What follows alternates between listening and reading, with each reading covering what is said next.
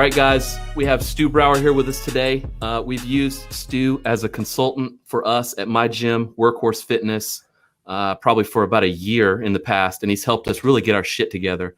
And I love Stu, and I love Stu's mindset, and I wanted to bring him to you guys so you could get a little slice of what we got. What's up, man? Awesome, dude. Gene, thank you so much for having me on, man. This Absolutely. is great. Cool. Well, I want to introduce you to everybody. I want to go through your background a little bit. Yeah. And, I know a good bit of it, but I'm also going to kind of riff off of your bio a little bit. So if it's a little repetitive, sure, just yell at me. So I know you started out, you're doing a lot of consulting, but you have deep background in coaching and fitness. Yeah. And I've heard you riff on some stuff, and you have some good insight. So where did that start for you? So I like to give everyone context, to give them value on this podcast. I'm 35 years old. I'm a ginger. And when you're a 14-year-old ginger who goes to an all-boys Catholic high school to play lacrosse, and you weigh maybe 130, maybe 140 pounds soaking wet, fitness becomes a thing. It's how you make varsity. It's how you get laid. It's also, I had a big disciplinary problem when I was a kid, and detention for me was cleaning our weight room.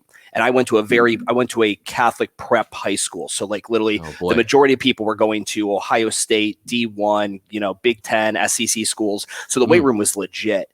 And anyway, that was my punishment. It was always cleaning it. And I'd get into Mel Siff books, and I'd get into Ripito, and I'd get into all these strength and conditioning, encyclopedias, if you will, the bodybuilding encyclopedia. And I'd get in all this stuff, and that led me down exercise science as my bachelor's when I got in college. Went to exercise science.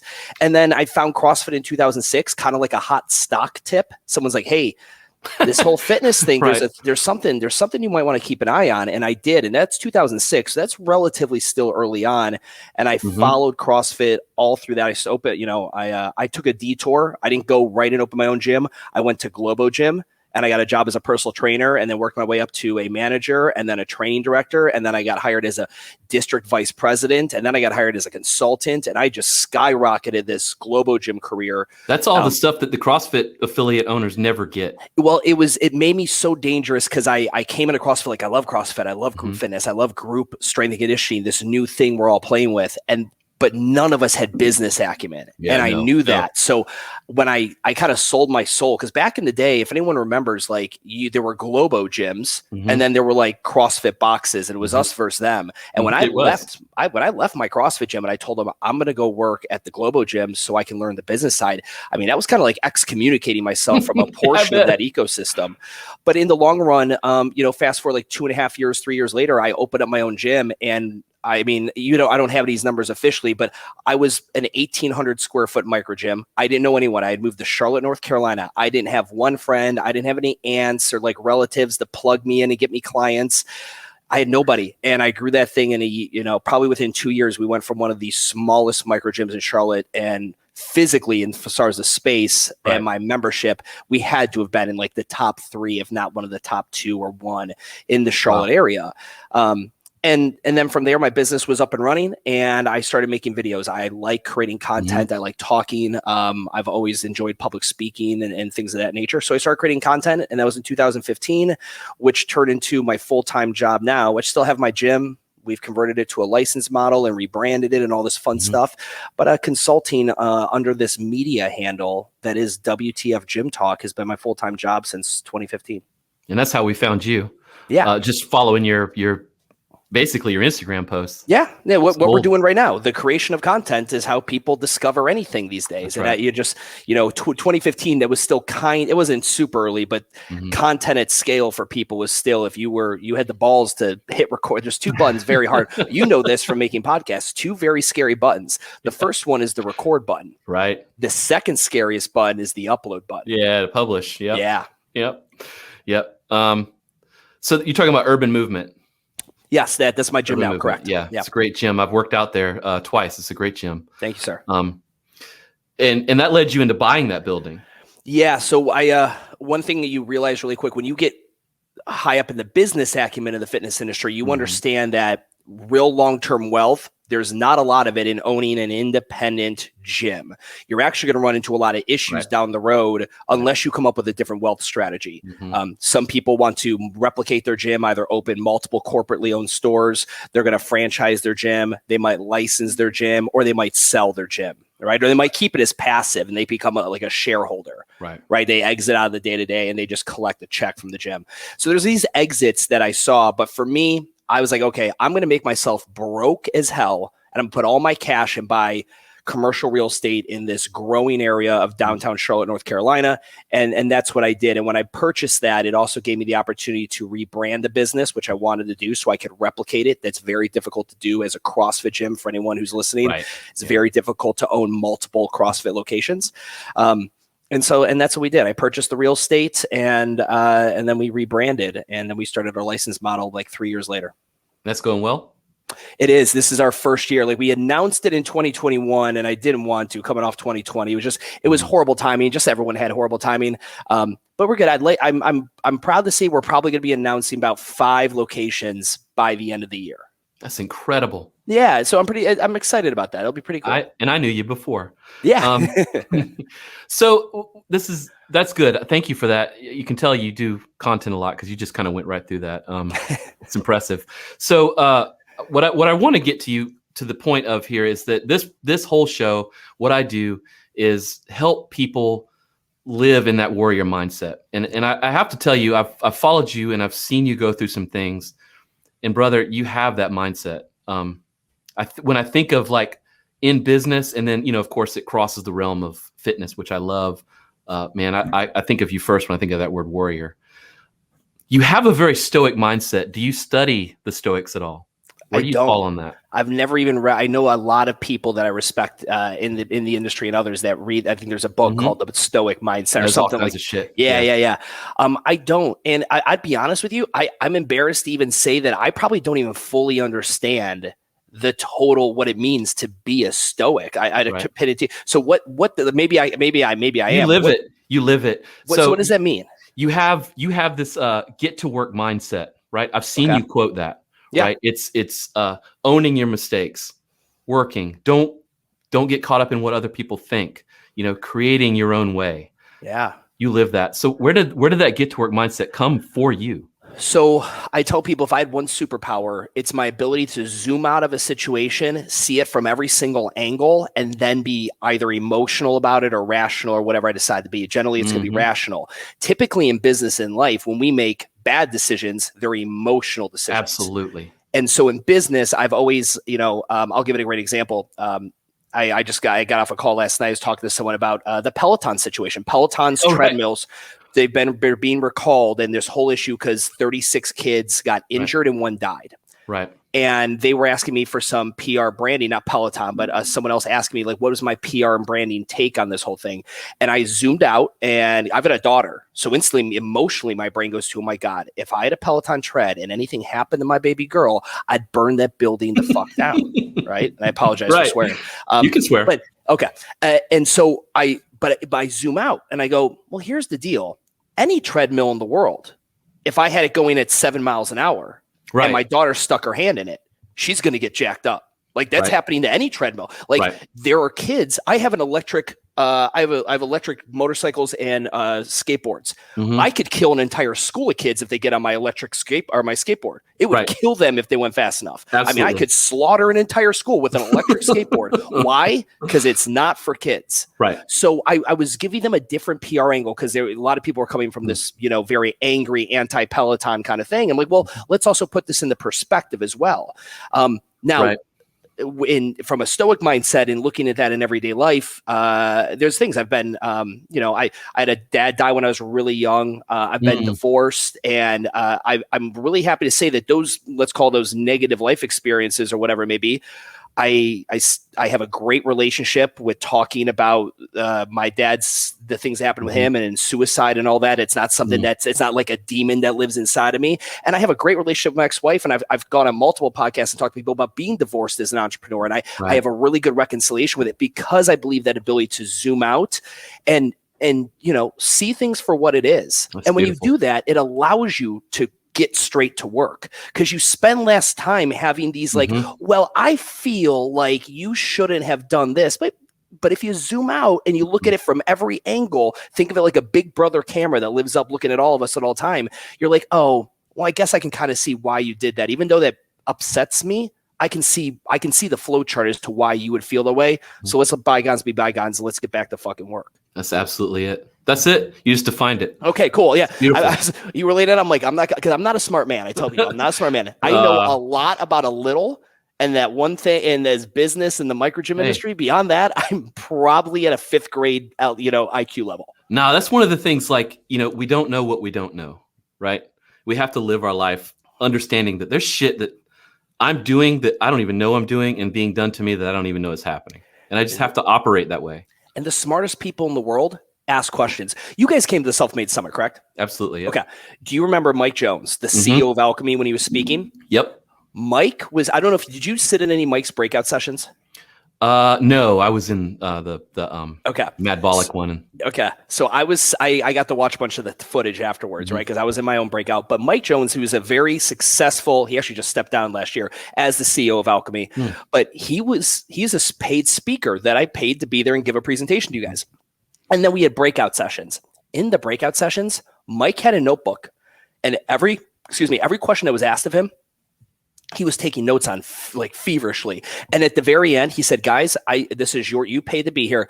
We've got 5 minutes left. Do you mind if I ask you questions? Ooh. And he was legit asking, not like he wasn't trying to like pad his ego and ask softball questions. He was asking legit questions that he didn't know the answer to. And he's like, I am the very first person to want to learn, because I found that to be a common denominator of successful, happy individuals is when you're constantly in a state of, hey, you probably know something I don't. Let me learn from that. Or like, I don't know what the definition of stoic is. Gene, tell me so I don't sound like an idiot.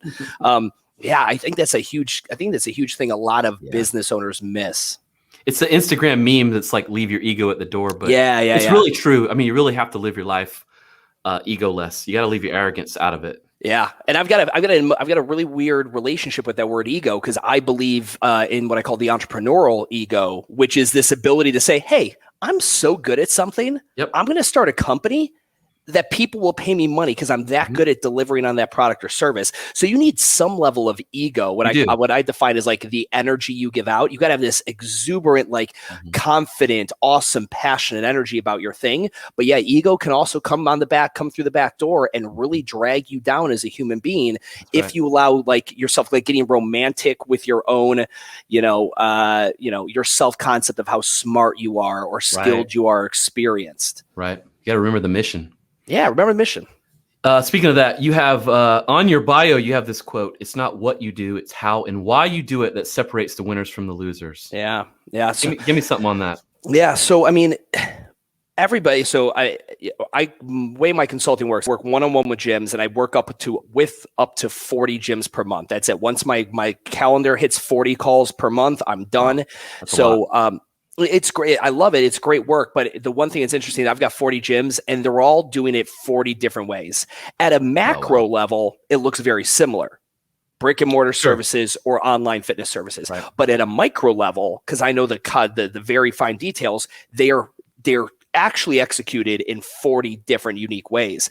And I stepped in as a consultant in a world where a lot of companies are saying, hey, please sign up for our 12-step incubator. Here's a PDF on how to do here's systems. And they're the same systems we give every gym. And I'm so against that, because it is not what you do, because gym A can do something and gym B can do the exact opposite of it. And I can have success stories on both of those. Oh, right. The people in the cities are different. Correct. It's how you do it, how you actually execute on it, and then why you're doing it. And those two things, the how and the why, are the two variables that nobody wants those. Everybody wants to, well, Stu, how do I get more members into the gym? What do I do? How do I find employees that'll stick around? How do I market or brand? They all want what?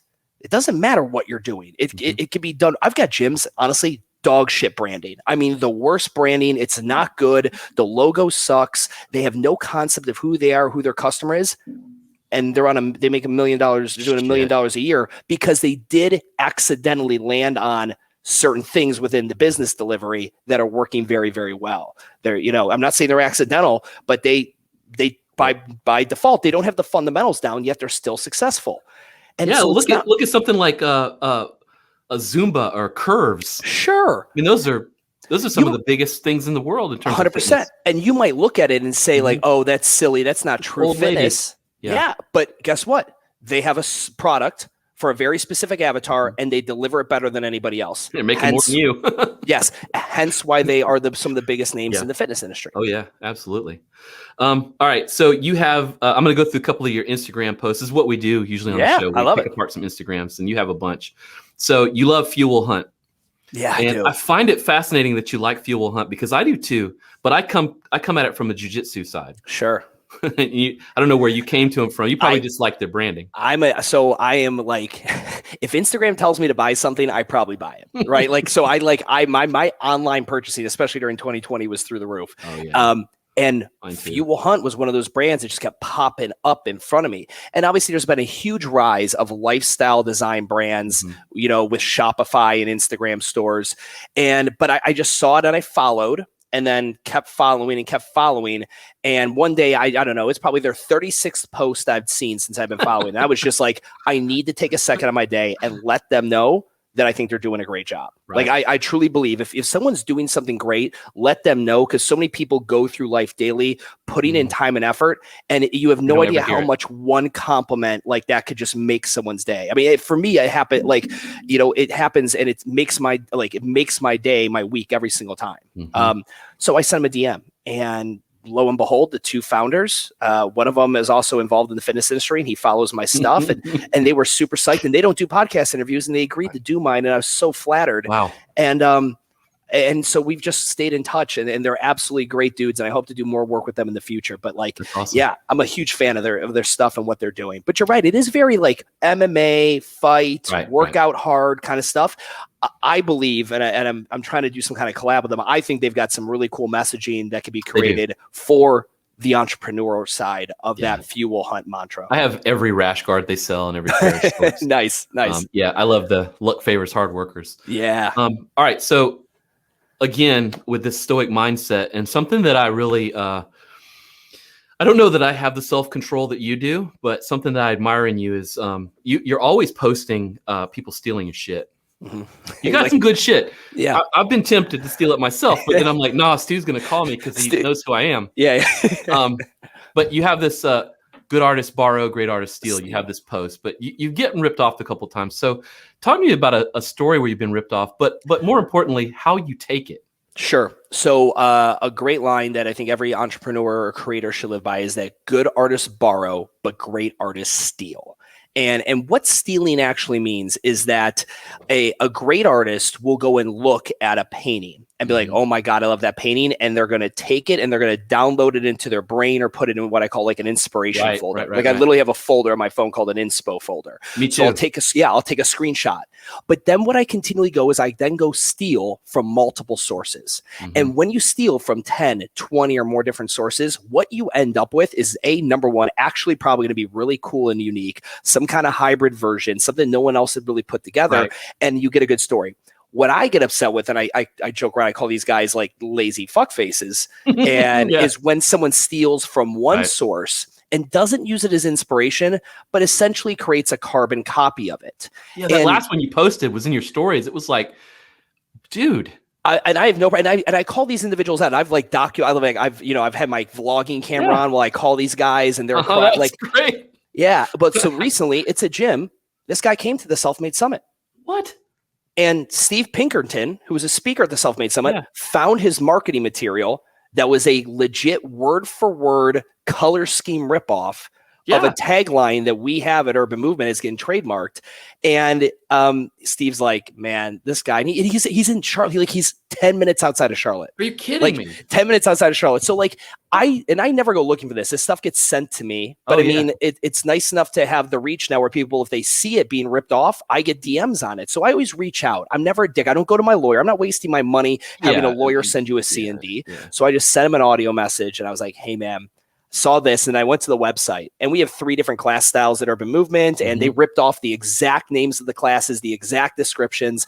It was just there was no inspiration taken. It was like, I'm lazy, or I can't think of this, or I don't want to pay a creative director or a branding expert, so I'm just going to take what you have. And I guess maybe with me, like, because I've spent since 2015 making free content for every gym owner. I mean, like, here's as much, I give it away all the time. It's like, man, the fucking 700 videos I've made in 5 years and all the free content I've put out isn't enough that you actually had to go to the thing. I paid for that. That branding, I paid a design company for. And you're going to take that and try to run with it. Like, it just, those individuals, unfortunately, they lose on a long enough timeline, which is perfectly fine. But I always just send a message. Let them know, hey, I see you. I'm not taking legal action. I might have to send a C&D if we open up a license E in that area. Right. But for right now, man, if that's you, do you. Good fucking luck. You find that's usually enough? So I do that, and then I set a note to follow up and take a look. 99% of the time, I get someone extremely compliant. So we had an individual steal a bunch of, like, even our podcast trademarks and the hashtag Sweat Local trademark. And I made one Instagram DM, and it was gone by the end of the day with an apology letter. Super nice. And there's some individuals, I'm sure, that maybe, just tell me you go fuck myself, and that's fine. And then again, but now once you open up a license model, I now owe it to them to protect certain marks and language. So there will have to be C&Ds in the future. That's a different beast. Yeah. But still, you still don't seem like you take it personally. I mean, maybe you do and you hide it, but you don't take it personally. I don't see you smashing your face on your monitor. No. I don't get angry with it because again, I can zoom out. Yeah, because I zoom out and I'm like, I get it. Like, this guy is a struggling, but nobody who's successful is wanting to take my stuff because they're already successful on their own brand. But a brandless gym owner who is, they're worried about the future. They don't know if they're going to be able to make it in business long term. Their money's not coming in, and they don't like what they have. And maybe they see an Urban Movement like that. Man, that was a fucking great idea. Why didn't I think of that? Yeah. And so I understand the desire to covet it, right? I understand that desire. Right. So I get where we're all flawed humans, right? We're not perfect. So I understand where they would make the mistake. But it's also just one of those, like, okay, I'm going to dunce you in public, right? And I'm going to embarrass you a little bit on a vlog or whatever it is, and send you a private DM and see if we can't resolve this between us. But no, I don't get too angry because I can see where a desperate individual is going to do that instead.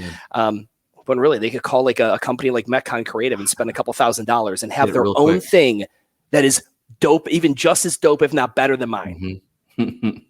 You're teaching. Maybe that's your coaching background. Maybe. All right. So another thing that I saw, and you just kind of picked up and kept going, was your YouTube channel got just borked.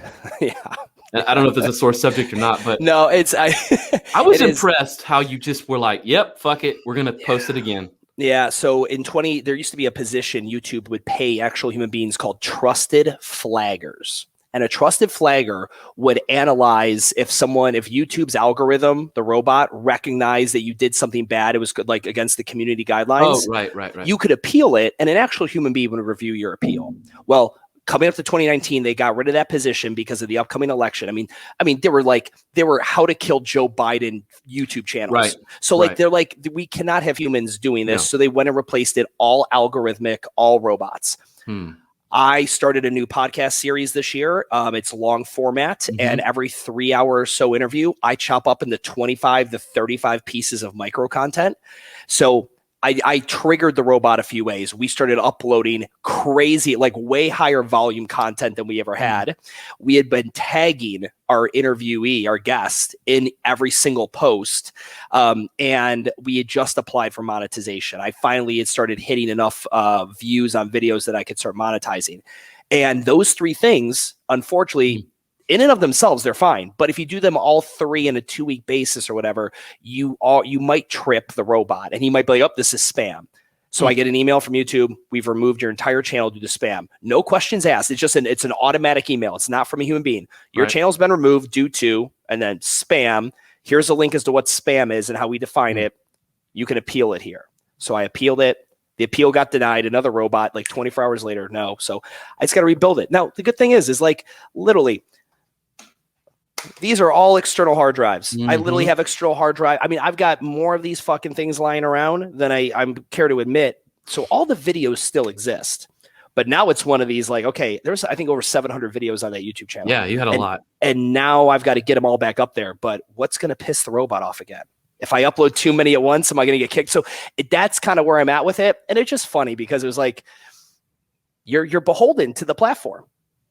You know, it is what it is. You know, you're just working within the constraints. 100%. But it's not like I lost money on it. I'm going to lose time. I'm going to have to spend money to get people to upload these videos again and all this other stuff. But hey, you live and you learn. And now if anyone ever has that happen to them, they can reach out to me because I'm going through this. It's another experience I can add to my knowledge base. But you just kind of, I mean, you came out talking about it and you were like, well, you know, this really sucks, but like I've got all my videos because I was smart enough to do that. And I'm just going to go back after it. And I'm going to make it better than it was.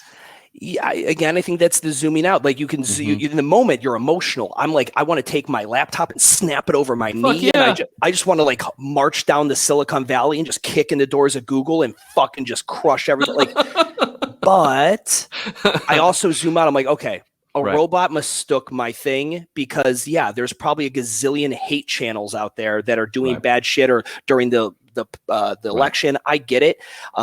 I maybe know better now how to not trigger that.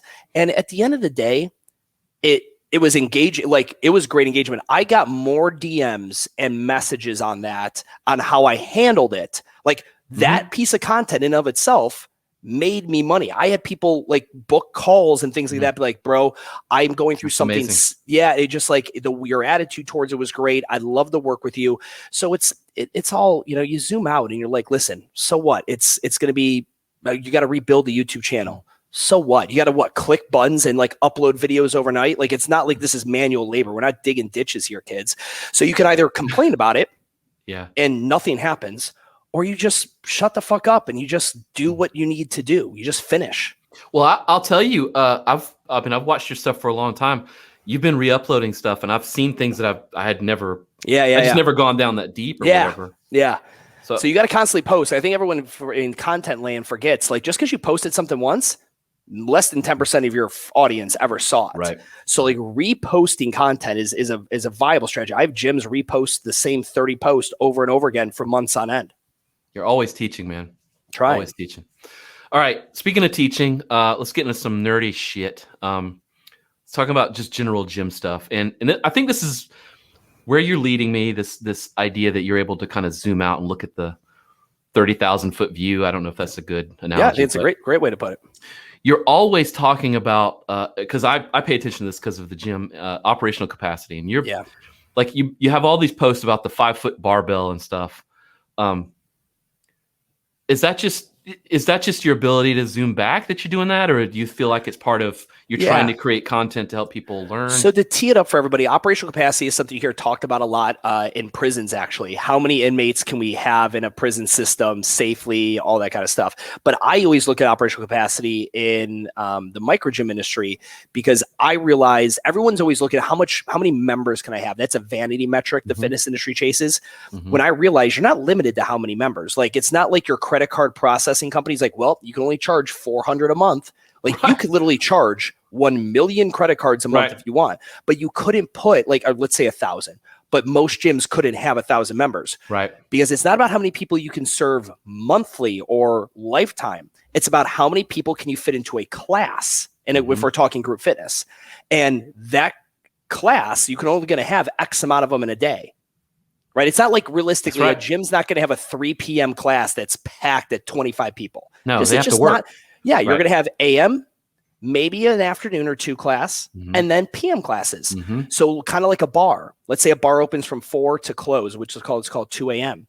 They want to lay out the tables in the bar and set it up so they could see the most amount of people during their busy hours. And that's just the art of operational capacity. So I start talking about this, and I get out blue tape in my gym, and I mark out, this is how much space a CrossFit person takes up. This is how much a boot camp person takes up, yoga, so on and so forth. And I just try to bring that conversation to light because that's just a business element. Nobody in my world that does what I do talks about. They talk about retention and sales and marketing. And those are all great. Like I talk about that stuff too. But I think one of the things that sets me aside from a lot of these guys is that, again, I'm still a gym owner. I'm in the trenches of this thing. And the one thing that we all deal with is, how do I rearrange the facility to fit more people or to make the workout better or whatever? And nobody always rearranging shit. Yeah. And nobody was making content on that. So I said, well, fuck it, I will. No, I'd never heard anyone talk about that in the gym space until you did. You got that from prisons? So prisons, the first time I ever heard someone talk about it, he was talking about it in a different aspect. Ty Arnett. Ty Arnett was a business consultant. Imagine me, big red beard, but out of Australia. Great dude. I never met him in person, but we exchanged some messages. And he made a video one time about operational capacity. He wasn't talking about it in the way I was talking about it, but that's one of the first times I heard the term. And then when I actually Googled it, I realized there was all these studies and things done for prisons. And then if you go and really dig into it, you can go in and find like how Gold's Gym measures how much square feet the average person takes up when they are in the gym, which is really impressive if you look at the math on that, because in a Gold's Gym, you don't stand still. Right. You're always, it's not like, you're like going to here to here to here. So they know how much square footage they need in certain areas based on traffic flow patterns. Wow. Yeah. That's crazy. That would blow most CrossFit affiliate owners' minds. It just, yeah. They're like, but pull-ups. Yeah, pull-ups, yeah. Yeah. What? All right. So I like to, we talk a lot about this fixed mindset versus growth mindset. You know, a lot of people ask questions to us, and you'd be surprised how many times that's where it goes. I wonder if you sort of come across that in your space in coaching people. I do. I would say the number one fixed mindset that and beliefs that I'm trying to break around that right now is the reality that it is okay for a micro gym owner to one day not be a micro gym owner. Like that your identity might change. The reality is this. I think a lot of gym owners right now are like, I want to be a gym owner and I want to be successful. And they're chasing a KPI, right? They want to, I want to make X amount per month, or I want to have X amount of members, or whatever it may be. And my question is, great. Let's say you achieve it. What is your actual, like, what are you going to do when you're 50 or when you're 60? Or what are you going to do even 5 years, 10 years from now if you were to achieve that? And for most of them, what it will evolve to is they're probably going to start a business or move into a thing that is attached or related, or maybe it was started the genesis of their gym. Right. But the idea of you owning a one location gym when you're 50 years old, I don't see that happening. Yeah, I don't. Tough. Like, that's what tough. happened? Yeah. So I'm trying to, like, there's a grow mindset of where, hey, listen, like, and it took me a little while. I'm going to real estate. I'm going to get rid of my gym one day. My brick and mortar here in Charlotte, I'm going to lease out my entire building, right? Because it's a better business. It'll make me more money leasing it out than it ever could as a gym. And because that's just the way commercial real estate is in Charlotte. But that was really hard. My business coach had to talk me off the ledge multiple times. I'm like, bro, I've never not owned a gym. I'm Stu. Like, how does that impact WTF? Right. Will people look down on me if I don't have a gym anymore, if I don't whatever? And it took me a while to be like, no, wait a minute. You were Stu, the the skinny kid. And then you were Stu, the exercise phys major. Right. And then you were Stu, the CrossFit, student. And then you became this Globo-gym guy, became a gym owner. And then guess what? You did some commercial real estate, and then you became a licensed guy. Like, no one's going to judge you because you no longer have a brick and mortar gym. They're going to be like, holy shit, look at him. He's got it made. Did it. He's making money off real estate. He's got this license model. I want to be where he's at. But I was so paralyzed, Gene. I'm like, I was so like, I cannot not own a gym. I have to own a gym. I was in fixed mindset. I was fixed that I have to be on this. But then when I really zoomed out from it, and that's why I have a coach to help me do that when I fall short of zooming out. See, guys, like, even coaches have coaches. 100%. Like, he's like, listen, man. He's like, is that a success story to you? Yeah, I've been a gym owner for 45 years. Really? You like one gym? Yeah, 45 years. Like, yeah, replace that statement with I've driven a truck for 45 years. Correct. Yeah. Replace it with anything. Is that success? I don't know. There's this great cat. I love stand-up comedy. Cat Williams is one of my favorite comedians. He's like, he's talking about, constantly evolving your inner circle. He's like, if you're fucking around with guys that are been selling weed for 4 years and they haven't moved on to cocaine, get them out of your crew. Like, you need people who are constantly pushing. And that's, I think, fixed mindset. And I think that's for business owners. And I know everyone that listens to this probably isn't a gym owner, but for anyone who's a business owner or an employee, they have a professional career, you got to be thinking of what are these next steps. And I think we get stuck, like, especially like I talk to a lot of employees and they're like, I love my role. I know my role. In order for me to grow to the next role, I either have to go back to school or I have to take these courses. And then I'm in competition with younger people. And there's a lot of they're scared there. And they're just like, I'm just going to stay here. And I'm telling you guys, staying still in life, it's not good. Business owner, employee, personal relationships it's doesn't lead to happiness because human beings are evolving creatures. Like you always see this. And I know you've gotten this, Gene. Like I love coaching people. And then it went from, I will love coaching people, give it 7 to 10 years that I want to coach coaches. And then it's like, oh, now I want to coach businesses or I want to coach groups of people. I want to teach on this mentality or leadership or sales. And you kind of niche in. And then you see a guy's like, yeah, I started as a coach turned gym owner, turned consultant. And now all I do is I consult on sales and acquisitions of gyms. And I started a company that specializes in the sales and acquisitions of gyms. And it's like, how the fuck did you get there? But you can zoom out and see that path, but it's because they didn't have a fixed mindset. They were in a growth mindset. And it's an impressive path, I must say. Along the same lines, you've made a couple of posts. We don't have to get necessarily into the weeds on any one of them, but you can. I see this a lot, not just in the gym space, the CrossFit space particularly, but also in other areas where I work is this one topic you brought up, regulation. In the gym industry, you had a good, I think you did a whole podcast on it. Yeah. So that can scare a lot of people. It scares me. It scares me. I don't want anyone telling me what to do. Right. So it was really interesting. It was COVID. It was 2020. Yep. And I had a lot of, me personally here in Charlotte, I had groups and people trying to petition against the governor and the governor of North Carolina here. They wanted me to be a part of a thing where I put in money for a lawyer and we all went and worked out in front of Governor Cooper's house. I'm like, all right, let me get this straight. You want to go and pay, go up against the governor on this and work out in front of him because you're angry that the gyms are shut down when literally all you're doing by working out in front of him in his driveway is proving you don't need a gym to work out. Right. and I tried explaining to people, one of the reasons I think in 2022 and so on, that government might get together and say, why did we have such an issue with the gyms? Because that is by far restaurants and bars and gyms are the biggest hot topics in COVID. And someone might raise their hand and say, well, sir, we have no idea what happens in any gym because we have zero regulation. It's not like a barbershop or a salon that are state regulated. You have to pass a cosmetology board. That is also the reason why the wages are so low. I like that. Fitness professionals are not looked at like lawyers. They're not looked at like physical therapists or doctors.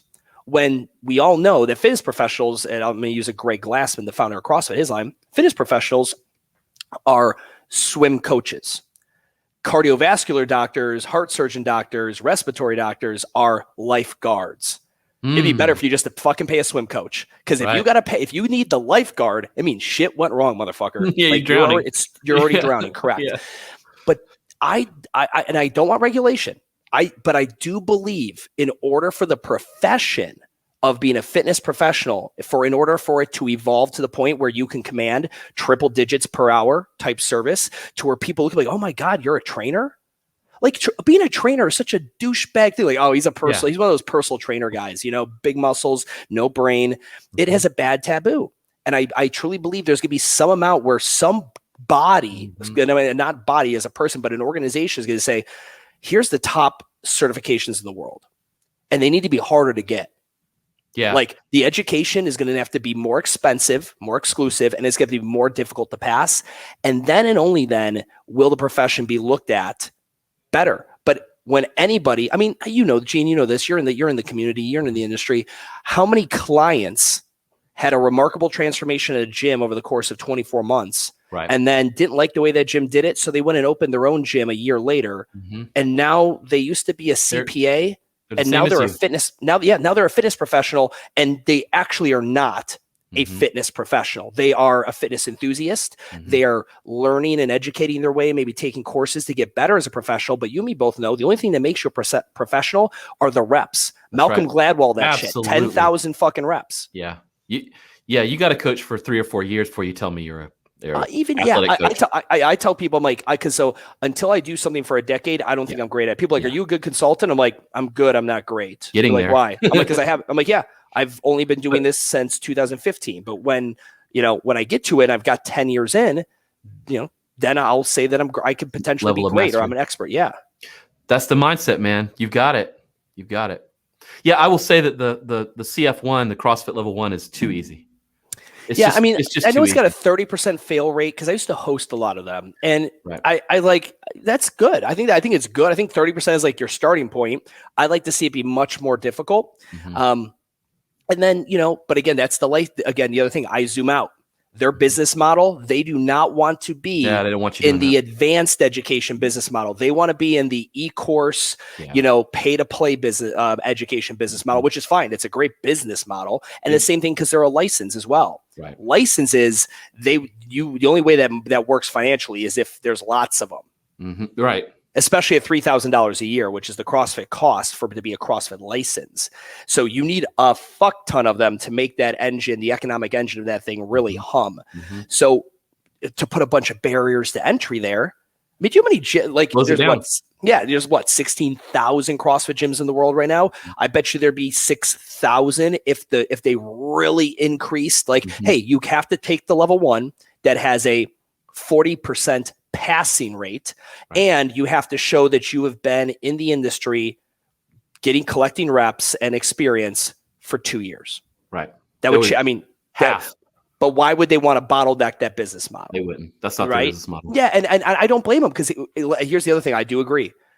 Is teaching someone the deadlift improperly or less optimally the bigger issue, or is it somebody not deadlifting and sitting on the couch that's the bigger issue? So even a bad coach getting somebody to move, bad coach is going to get more people fit than they will injured. It's not going to be one-to-one. But again, it just going to the point of the regulation. I think that something's going to come down the pipeline at some point, and unfortunately, will be some lobbyist trying to get the NSCA or the ISSA or one of these other organizations that gives them money to be the one. And I sure as hell as a fitness professional wouldn't want to have to take if I did anything, I think CrossFit would be the best one. I truly do. Well, if you got to get it done. That or OPEX, I think what Active Life is doing is great. All those organizations, but then there's just so many that are bigger and stronger and have more lobbying power. And we all know how that works at government. So, well, maybe with the new CEO, CrossFit can get there. Yeah, maybe. Possibly. It's not so anti-humans as last one seemed to be. Yeah. So last thing, and because I want to be respectful of your time, and I've kept you for like 40 minutes. Touch on these two things in the same scenario here. So you glanced over it, but you got fired from the Globo-gym for running the side business. Yep. And from what I understand, CrossFit told you we don't want you around anymore. Yeah. I'm not trying to paint you as like a bad boy outsider or something, but I think it comes from your ability to zoom out that you've been able to make these shifts. So can you give me a little, because I'm genuinely greedily interested in the stories here. Yeah. So on the Globo-gym one, I was living in Charlotte. I had been hired I was doing a bunch of stuff in Nashville. And then I got hired as the vice president of personal training for a company. They had clubs in Charlotte and clubs in Kentucky. And I was over those. Well, this was a great job. I mean, at that age when I was working really hard, but I was partying very hard as well, as living life as a 25-year-old should. As you should. As I should. It was more money than I probably should have had at the time, but I knew this party will not last forever. Either I'm not going to want to do it. Like I always wanted to open my own thing. So I used that to continue to learn, to save money, and I knew the sun would set on that profession. And I just figured, so what I'm going to do is I started my side business, which at the time was a mobile personal training company. And I'd go to apartment complexes. And when somebody signed up at an apartment complex, they would book them with us for a consultation on the on-site fitness center. And I had like 7 trainers across 13 different apartment complexes, just churning sessions all throughout the day. I mean, it was a great side business from if you looked at it on an Excel sheet, like this is incredible. It was a pain in the ass from a labor side because you have all these 1099s and people having to drive to all these apartment complexes, but not to mention just showing up for their freaking show. Correct. Yeah. Oh God. Like no shows were just a pain. But anyway, So they found out. They found my website, and they must, maybe, I don't know, someone maybe ratted me out at corporate or something, and they sent someone down from corporate in Lexington, Kentucky, came down to Charlotte, and fired me in person. Whoa! And no severance, no nothing, and that was that. And it literally happened on a Friday, because that's the best time to fire people. And so I had the weekend. I got really drunk and partied, and then on Sunday I hung over, sat down. I'm like, all right, what am I going to do? And as I should, and I figured it out. And if I fast forward, I became I was did a boot camp for a while, and then I converted that to a brick and mortar. Then I affiliated that brick and mortar with CrossFit, and then when CrossFit, in 2014, I was hosting certifications for CrossFit. Yeah, I remember you talking about that. And I was a voice where I was making content, talking about owning this CrossFit gym, and the name was starting to get out there. And then I started talking, not anti-CrossFit, but I started talking about like these things that are happening in CrossFit affiliates that I don't agree with, and here's why. And from a business standpoint, from a fitness delivery standpoint, I think we should be doing these things. And then I announced that I'm going to rebrand and move away from CrossFit. And then I had a falling out at we were hosting a level 1 cert at what is now Urban Movement, and me and the individual, one of the instructors, we got into it was a heated scenario. And it was after that they sent me an email. They're like, listen, we're not hosting any more certs anymore, and we want you. Then another email came like 2 weeks later, like, no longer can you use CrossFit in any of your content or marketing, no hashtags, no nothing. And then coincidentally, that was the same year I did to renew the affiliate. So it was just, So just from a bad experience from the it was just bad experience. I mean, I think they probably saw it. I mean, because I literally made, there's 2 podcasts people can go look at. It goes, why I still pay my affiliate fee, but I don't use the marketing language of CrossFit at all. I did like a 2-part podcast on this, and and someone at HQ had read that from what I was told by another seminar person, and it was just like, why do we want this guy in here anyway? Like he's just like literally saying like, I'm just paying the $3,000 because I can, but I'm doing all the algorithm. And because. But that's because it still gave me access. Like I could have, I can maybe go to a 10-year CrossFit affiliate. Like they're like, it'd be better just not to have them in the club. So how long were you an affiliate? From 2011 or 2011, all the way to like 2017. Holy shit, man. Yeah, 17 or 18, right around there. Yeah, it might have been 18. We finally dropped it. But see that's also like, you're doing this thing. It's part of this bigger thing. You don't own the thing. You kind of have to operate. It's just like, for me, when I hear that story and I hear the YouTube story, they're the same story. Sure. To me. Yeah. And I appreciate that from you, brother. Yeah. I mean, you just got to pivot. Like nothing, like you want to know something. The only consistency in life, people, is that everything changes. That's the only consistent thing in life is change. And you can roll with it or not. Like, you're walking down the street and you trip. You can either fucking just kind of like stumble forward, land on your fucking face and bitch and whine about it, or just turn into some funky little dance. Like you have options to how again, life is 20% of actually what happens to you and 80% how you handle it, how you zoom out from it. And I truly believe that. Man. Well, you live it and you teach it. Thank you so much. Thank you, brother. Appreciate you being on the show. I think everyone's going to have a lot to learn from you. Awesome, man. Thank you so much for having me. It's great catching up, dude. Where can people find you? Yeah, so anywhere, any on the social medias, guys, just WTF Gymtalk. That it's no one else is taking that. It's pretty much up for grabs. So that's what happens when you pick a really dumb business name. Nobody else wants it. So it's easy to remember. Yeah, search WTF Gymtalk anywhere, and you will find my face. Man, awesome.